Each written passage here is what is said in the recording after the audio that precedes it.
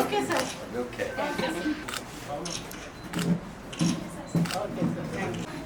మీ పేరేంటి? నా పేరు సహస్ర. సార్ సార్ తీసాను సార్.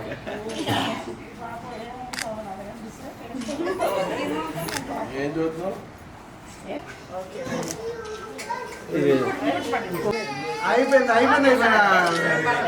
భారతదేశంలో 21వ తారీఖు నుండి 23వ తారీఖు వరకు దాదాపు 15 రాష్ట్రాల్లో పెద్ద ఎత్తున పోలియో వ్యాక్సిన్ ఇవ్వడానికి ఏర్పాట్లు జరిగాయి.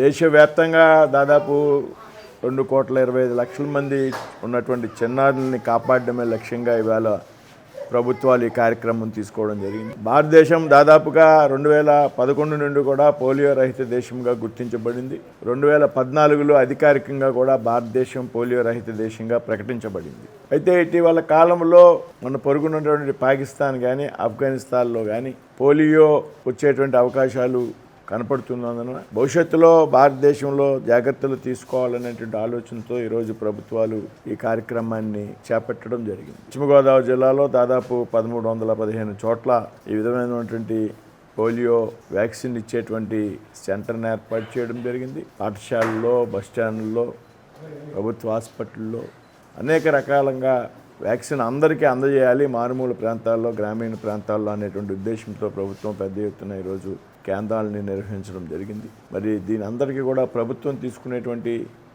ఏదైతే కార్యక్రమం ఉందో ఈ కార్యక్రమానికి పెద్ద ఎత్తున తల్లిదండ్రులంతా కూడా సహకరించవలసినటువంటి అవసరం ఉన్నది.